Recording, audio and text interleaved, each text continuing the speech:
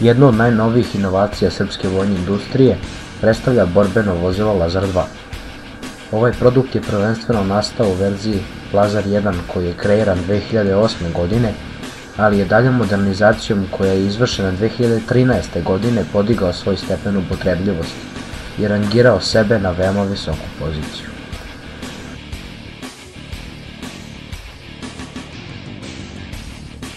Lazar 2 je kreiran od strane srpske firme Jugoimport SDPR 2013. godine, a po prvi put predstavljen te iste godine na sajmu naoružanja u Beogradu, poznatijem kao Partner.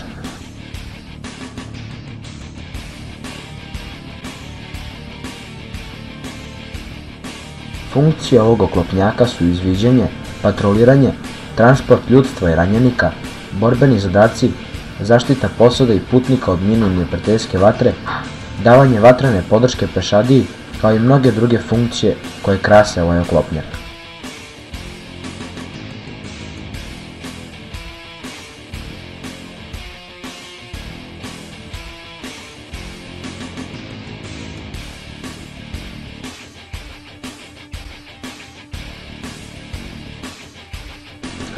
Ovo oklopno vozilo, pored karakteristika koje vidite, karakteriše i naoružanje koje on posjeduje.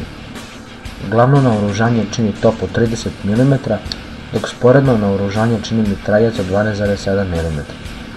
Svo naoružanje ovog vozila posjeduje daljinsko ciljanje, što štiti nišandžije od potencijalne neprijateljske vatre.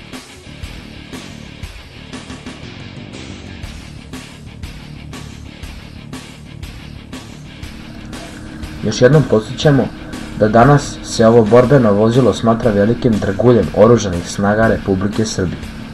Svoju primarnu ulogu pronalazi u specijalnim jedinicama MUP-a Srbije poput žandarmerije, ali njen neizostavni korisnik je naravno i Vojska Srbije.